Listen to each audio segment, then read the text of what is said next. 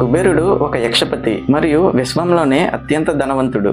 అతని దగ్గర అపారమైన ధనం ఉండడం చేత అతనికి గర్వం పెరిగిపోయింది. తన ఆస్తిని ప్రదర్శించడానికి తన రాజధాని అయినటువంటి అల్కాపురంలో ఒక మహావిందును ఏర్పాటు చేశాడు. ఆ మహావిందుకు దేవతలతో పాటు శివపార్వతులను కూడా ఆహ్వానించాడు. అయితే శివపార్వతులు కుబేరుడి యొక్క గర్వాన్ని గుర్తించి తాము స్వయంగా వెళ్లకుండా వినాయకుడిని పంపిస్తారు. కుబేరుడు వినాయకుడికి అత్యంత రుచికరమైన భోజనాన్ని పెట్టిస్తాడు. కానీ ఎంత తిన్నా వినాయకుడికి ఆకలి మాత్రం తీరదు. కొంతసేపటికే ఆ మహావిందు కోసం ఏర్పాటు చేసిన మొత్తం ఆహారాన్ని వినాయకుడు ఆరగిస్తాడు. కానీ వినాయకుడు ఇంకా ఆకలిగానే ఉంటాడు. ఆ ఆకలితో భోజన సామాన్లు, బంగారపు పాత్రలు, అలంకరణ వస్తువులను కూడా తినడం మొదలు పెడతాడు. ఏం చెయ్యాలో తెలియని కుబేరుడు భయంతో వణికిపోయి శివపార్వతుల దగ్గరికి పరుగులు పెడతాడు.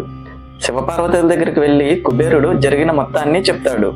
శివపార్వతులు చిరునవ్వులు చిందించి కుబేరుడితో ఇలా అంటారు: నీవు గర్వాన్ని విడిచిపెట్టి ప్రేమతో వినాయకుడికి భోజనాన్ని పెడితే తప్పక వినాయకుడి యొక్క ఆకలి తీరుతుంది.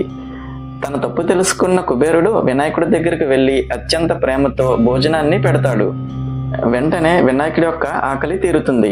ఆ క్షణంలోనే కుబేరుడికి తన పొగరు మరియు ధన ప్రదర్శన వ్యర్థమని అర్థమవుతుంది.